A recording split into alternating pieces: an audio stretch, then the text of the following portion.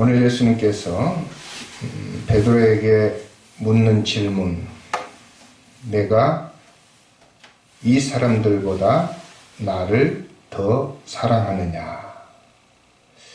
그리고 16절에는 내가 나를 사랑하느냐 그랬죠. 17절에도 마찬가지로 내가 나를 사랑하느냐 이렇게 물었습니다. 우리가 어디서 많이 들었던 낯익은 질문 아닙니까? 그렇죠? 사람들이 결혼을 해서 신혼부부 때 한 2, 3년 지나고 나면 여자들이 한 번쯤은 남편에게 물었던 그런 질문일 겁니다. 여보, 나 사랑해? 그런 질문을 했을 때 여러분 그 질문 속에 어떤 뜻이 들어있을까요? 아마도 여기 앉아 계신 여성분들은 그 뜻을 이제 알고 있겠죠. 근데 또 각자가 다른 뜻을 품고 있을 수도 있습니다. 예를 든다면 지금 사랑이 이전 같지가 않다, 뭐 그런 뜻도 있겠고, 내게 첫사랑의 감격이 필요하다, 뭐 이런 뜻도 있을 수가 있고요.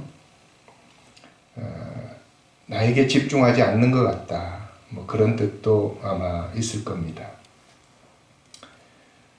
그러나 중요한 것은 그 처음 사랑했을 때 감격이 필요하다는 얘기겠죠.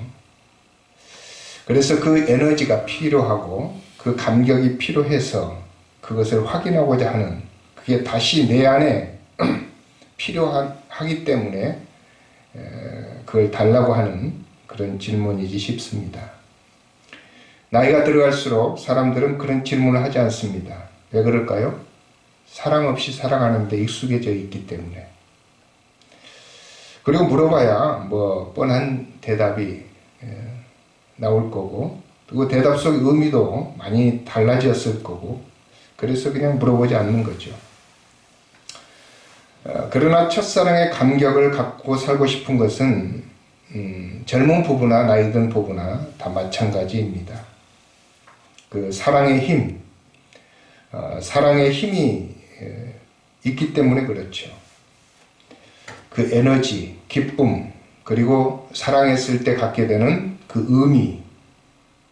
우리가 살면서 짜증나고 재미가 없고 무의미하고 우울해지고 그러면 우리 안에 사랑이 식었다고 하는 증거입니다. 그래서 사랑을 회복하면 그 모든 것들이 때로는 다시 회복이 되는 거죠. 오늘 고기를 잡고 있었던 베드로와 그의 제자들, 예수님의 제자들, 십자가 밑에서 한바탕 소동이 있고 나서 베드로는 감정적인 큰 변화가 있었습니다. 죽을 때까지 나는 주님을 부인하지 않겠다라고 생각했고, 그렇게 고백했고 당당하게 이야기했던 베드로가 예수님을 부인하고 나서 그의 감정 속에 엄청난 변화가 일어나는 거죠. 자신에 대해서 실망했고, 자신에 대해서 너무나도 나약한 자기를 보면서 너무 살아갈 재미를 잃어버린 것입니다. 왜냐하면 주님에 대한 사랑이 없어진 건 아니지만 그걸 부인하고 나서 그 마음속에 재미가 사라진 것이지요.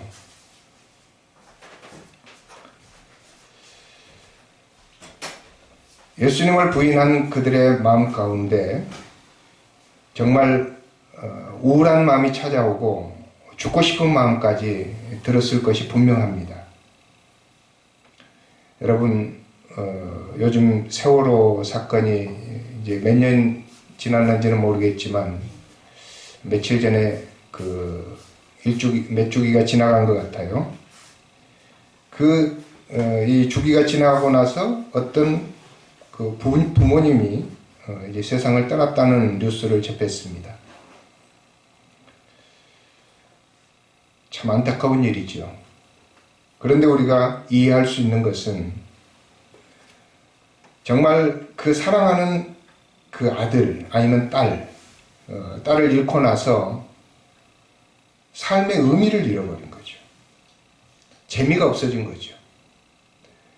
그래서 사랑이 사라지고 난 다음에 살아갈 힘이 없어진 겁니다. 그래서 우울증이 찾아왔을 수도 있죠. 그런 우울증 때문에 아마 세상을 떠났을 수도 있습니다. 베드로와 제자들이 예수님을 부인하고 나서 예수님은 사랑이 변하진 않았지만 제자들의 그 마음 가운데 있었던 사랑도 사라지지는 않았을지라도 그들의 감정 속에서 사랑한다는 말을 할 수 있는 자신이 없었고 그들의 삶은 180도 변했던 것입니다. 무엇을 해도 재미가 없고 무엇을 해도 의미가 없는 그런 삶을 하루하루 살아갔던 것입니다. 그러다가 이제 전에 했던 일을 하면 조금 나아질까 싶어서 갈릴리 바다에 가서 고기를 잡게 되는 거죠. 열심히 그물을 던지고 고기를 잡았지만 이 그물 잡는 손이 옛날 같지가 않았어요. 그래서 고기를 잡기 위해서 그물을 던졌는데도 고기가 잡히지 않는 거예요. 당연한 것입니다. 그래서 마음에 기쁨을 잃고 밤새 그물질을 하고 겨우 동이 틀려고 하는 새벽에 예수님께서 이제 그들을 찾아오신 겁니다. 예수님께서 새벽에 그들을 찾아오셨어요. 우리 주님께서는 시리에 빠져있는 그리고 삶의 의미를 잃어버린 우울에 빠져있는 그런 우리들을 예수님이 찾아오신다는 사실을 알아야 합니다. 아멘. 새벽에 그들이 알지 못하는 때에 고기를 한 마리도 잡지 못한 그런 상황 속에 예수님께서 그들을 찾아오셨어요. 찾아오셔서 아침을 지어주십니다. 여러분, 예수님께서 자신을 배반했던 제자들을 만나서 가장 먼저 하고 싶었던 말이 무엇일까요? 아마 두 가지로 요약할 수 있을 것 같아요. 첫 번째는 그들의 잘못에 대해서 너희들 내가 말했지. 나를 3번 부인할 것이라고. 자신하지 말라고. 그런데 어떠니? 베드로는 자신있게 예수님 부인하지 않겠습니다. 죽기까지 따라가겠습니다. 라고 말했는데 부인했잖아요. 그때 예수님이 찾아오셔서 그들을 훈계할 수도 있습니다. 만약에 조폭의 그 논리대로 한다면은 얼차례를 받든지 심한 어떤 질책을 받았겠죠. 그럼에도 불구하고 예수님께서는 그들을 찾아오셔서 고기를 잡게 해주셨어요. 배 오른편에다가 그물을 던져봐라. 배 오른편에 그물을 던졌더니 안 잡히던 고기 갑자기 엄청나게 잡힌 거예요. 그리고 그 고기를 잡고 깜짝 놀랐어요. 야, 이분이 누군가? 깜짝 놀랐는데 예수님께서 그 고기를 좀 가져오라. 그래서 그 고기를 가지고 생선을 구워서 아침을 준비해 주셨어요. 아침을 준비해서 그들과 같이 먹는 사이에 제자들이 마음이 어땠을까요? 내가 얼마 전에 십자가 밑에서 예수님 모른다고 부인했는데 이거 먹을 자격이 있나? 그런데 예수님께서는 아침을 지어주시면서 그들에게 무언의 말을 하고 있는 겁니다. 나는 너희들을 용서했다. 나는 너희들을 사랑한다. 그래서 예수님께서 끊임없이 그 이야기를 아침을 드시면서 하고 계셨던 거예요. 제자들은 예수님이 지어주신 아침밥을 먹으면서 마음이 다 녹아내렸어요. 그래서 우리가 그게 굉장히 중요한 거죠. 사랑을 받으면 우리의 마음이 용서가 됩니다. 자기가 예수님을 부인한 게 자기 스스로가 용서가 안 되는 거예요. 내가 이거밖에 안 되는 사람인가? 그 죄책감이 그를 짓누르는 거예요. 그래서 고기를 잡아도 고기가 안 잡히는 거죠.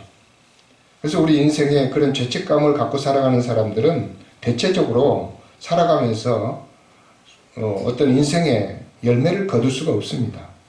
죄책감 속에 눌려 살기 때문에.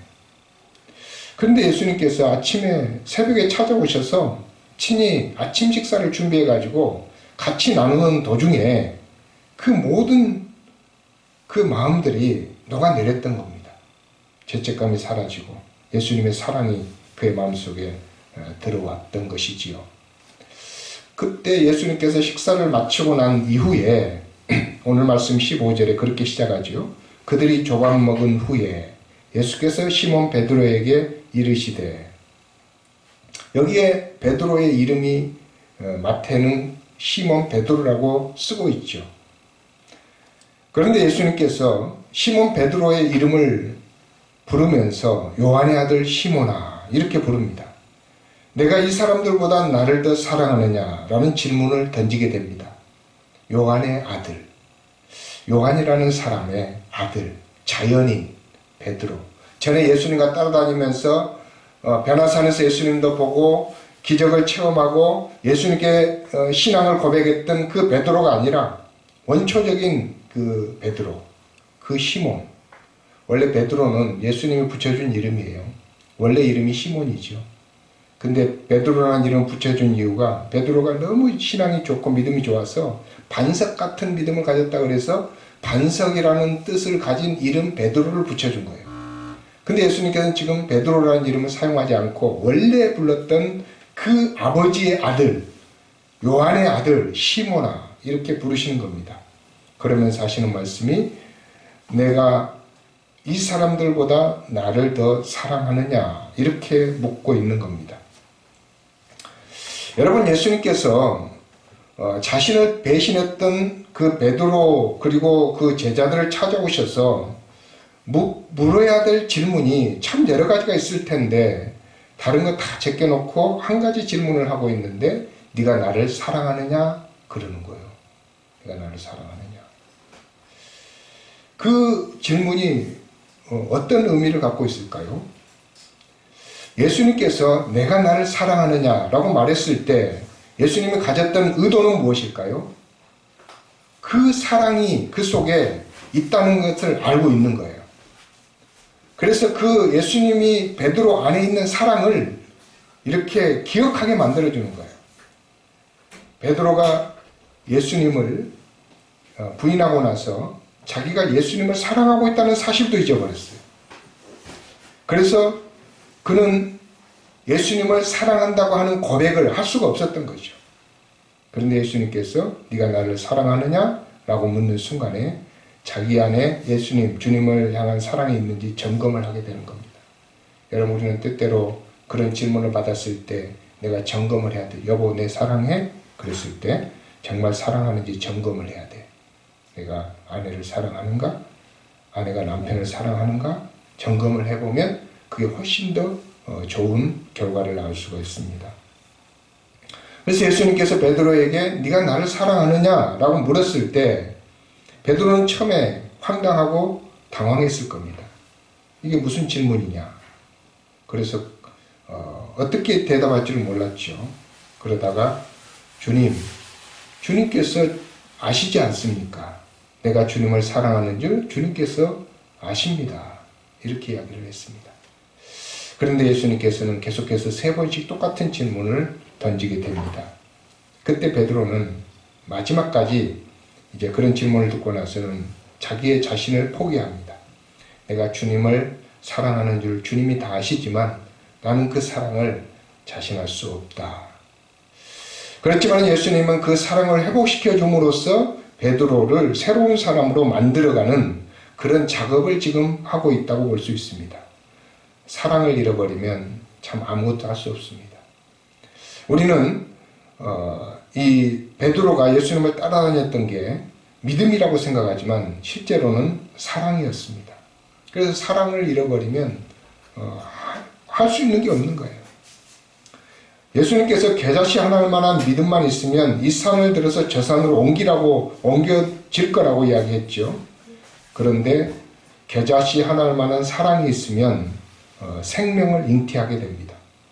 산을 옮겨서 우리가 뭐 하겠어요? 우리 예수 믿는 사람들은 생명을 잉태해야죠.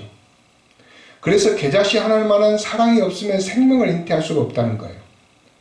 겨자씨 하나일 만한 믿음이 있으면 산을 옮길 수도 있는데 겨자씨 하나일 만한 사랑이 있어야 생명을 잉태할 수 있고 내 양을 치는 사명을 감당할 수가 있다고 하는 이야기입니다. 그래서 예수님께서는 베드로의 마음속에 있는 겨자씨 하나일 만한 작은 사랑의 불씨를 지금 찾고 계시는 겁니다. 물론 예수님은 알고 계셨죠. 그래서 예수님께서는 그것을 베드로에게 확인시켜 주는 겁니다. 베드로가 가만히 생각해 보니까 그래, 내가 예수님 부인했지만 그래도 남아있는 게 한 가지가 있어. 그게 예수님을 사랑하는 사랑이야. 나는 내 용기가 이제 땅에 떨어졌고 내가 주님께 고백했던 그 믿음도 이제는 자신할 수가 없고 내가 의지적으로 막 의기투합해서 제자들을 데리고 예수님을 사수하면서 죽는 데까지 따라가려고 했던 그 마음도 이제는 내놓을 수가 없어요. 그런데 우리 안에 있는 예수님에 대한 사랑은 그래도 내놓을 수가 있는 거예요. 그래서 그 사랑, 예수님은 그 사랑 하나 가지고 새로운 베드로를 만들어 나가고 있는 겁니다. 우리의 의지도 때로는 참 볼품없다는 것을 언젠가 확인하게 됩니다. 여러분, 우리의 믿음도 별거 아니라는 사실을 여러분 확인하게 돼요. 그러면 우리가 무엇을 가지고 천국에 갈 수 있을까요? 무엇을 가지고 우리는 하나님을 따라갈 수 있을까요? 그것은 우리 안에 있는 작은 사랑입니다. 그래서 여러분들이 하나님을 사랑하는지 점검을 해야 되는 거죠.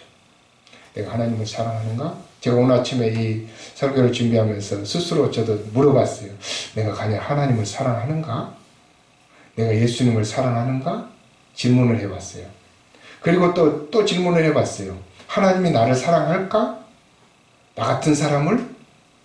나 같은 죄인을? 하나님이 사랑할까? 생각을 해봤어요. 질문을 해봤어요.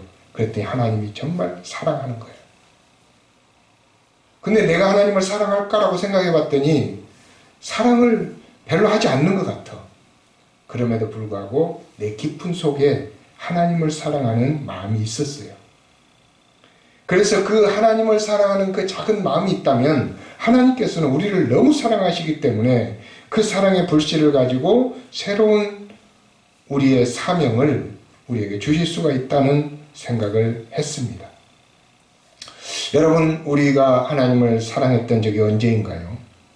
하나님이 우리를 사랑하는 것은 변함이 없고 끊임이 없는데 우리가 하나님을 사랑하는 것은 늘 변하고 왔다 갔다 합니다. 베드로가 십자가 밑에서 주님을 외면했듯이 우리도 때로는 주님을 외면할 때가 많이 있습니다. 그러나 하나님께서는 변함없이 우리를 사랑하시고 우리에게 찾아오십니다. 시리에 빠져서 우울증이 걸릴 정도로 아무것도 할 수 없는 상태에서 그물질을 하고 있는 베드로에게 새벽에 예수님이 찾아오셔서 조반을 지어주시고 함께 식사를 나누시고 난 이후에 물어보는 질문이 내가 이 사람들보다 나를 더 사랑하느냐라고 묻고 있는 거지요. 때로는 우리는 다른 사람보다 내가 신앙이 좋다고 생각을 합니다. 때로 다른 사람보다 내가 낫다고 생각을 합니다. 그러나 그것은 어느 순간에 무너지게 되어 있습니다. 단지 우리가 주님을 사랑하는 사랑이 내 마음속에 있는지 그것을 찾아야 됩니다.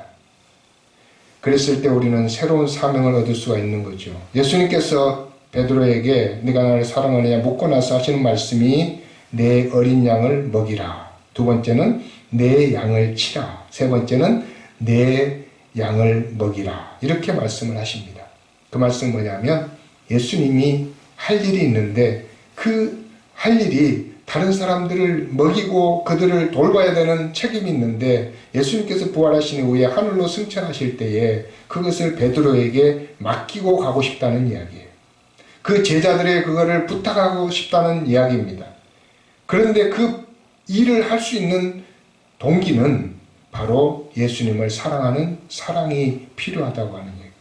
예수님을 사랑하고 하나님을 사랑하는 사랑이 있어야만 이 일을 감당할 수가 있는 거지요. 믿음을 가지고는 힘듭니다. 여러분, 우리가 예수를 믿는 것도 마찬가지입니다. 어떤 사람이 예수를 믿는 것은 믿음 때문에 그런 것이 아닙니다.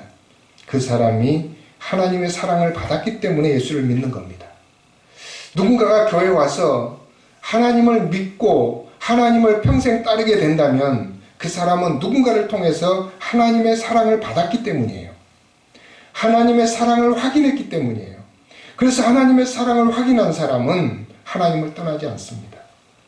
그런데 하나님의 사랑을 받지 못하고 하나님의 사랑을 확인하지 못한 채로 내 의지대로 내가 결정한 대로 예수를 믿는다면 참 힘들고 어려울 때 우리는 하나님을 떠날 수가 있습니다. 그래서 우리에게 주시는 예수님의 질문을 우리가 생각해 봐야 됩니다. 내가 나를 사랑하느냐? 우리에게 예수님을 사랑하는 마음이 없다면 먼저 예수님의 사랑을 우리가 생각해 봐야 됩니다. 베드로가 생각해 보니 내가 예수님을 부인했을 때도 예수님은 여전히 나를 사랑하고 내가 예수님을 떠났을 때도 예수님은 나를 끊임없이 따라오시고 그래서 나를 사랑하는 그 예수님을 베드로가 발견했던 것이지요. 그래서 예수님께 그렇게 고백합니다. 주님, 내가 주님을 사랑합니다. 주님을 사랑하는 줄 주님께서 아십니다. 이런 고백을 했을 때 예수님께서는 그래 됐다. 내 양을 먹이라. 이렇게 말씀하신 것입니다. 여러분 안에 사랑이 식었습니까? 때로는 우리가 부부간에도 사랑이 식으면 참 많은 문제들이 발생을 합니다. 마음이 우울해지고 삶의 의미가 없어지고 그렇죠. 사람 간에도 마찬가지입니다. 자식과 부모 간에도 마찬가지고 모든 인간관계에서도 사랑이 식어버리면 참 재미가 없어요. 그런데 사랑을 회복하고 나면 재미가 있습니다. 그래서 노인들도 그레이 로맨스라는 게 있잖아요. 그레이 로맨스. 노인들도 사랑을 하면은 막 활기가 솟아납니다. 힘이 솟아나요. 그게 왜? 사랑이 주는 에너지 때문입니다. 우리가 주님을 사랑하고 주님이 우리를 사랑한다면 의미가 없고 재미가 없었던 신앙생활이 재미가 있어지는 거예요. 그래서 더 열심히 주님을 위해서 일할 수가 있게 되는 것입니다. 자식을 먼저 보내고 사랑을 상실된 부모가 세상을 떠나듯이 우리가 주님의 사랑을 잃어버리면 이 세상에서 우리의 신앙이 끝나게 됩니다. 그렇지만 우리 마음속에 하나님을 사랑하는 사랑을 가지고 주님께로 가까이 나가게 되면 주님께서는 우리를 안아주시고 우리를 끝까지 책임져 주십니다.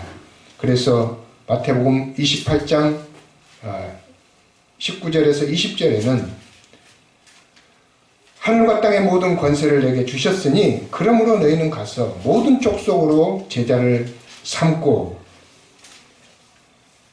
아버지와 아들과 성령의 이름으로 세례를 베풀고 내가 너에게 분부한 모든 것을 가르쳐 지키게 하라. 보라, 내가 세상 끝날까지 너희와 항상 함께 있으리라. 이렇게 말씀을 하셨습니다. 우리는 변해도, 우리는 부인해도, 우리는 믿음이 약해져도 주님께서는 전혀 변하지 않으시는 분이기 때문에 여러분 주님을 사랑한다고 이 시간에 고백해 보시고 그 사랑을 가지고 땅끝까지 그리고 세상 끝날까지 우리의 생명이 다하는 그날까지 주님의 사명을 감당할 수 있는 저와 여러분이 될 수 있기를 바랍니다. 기도하겠습니다.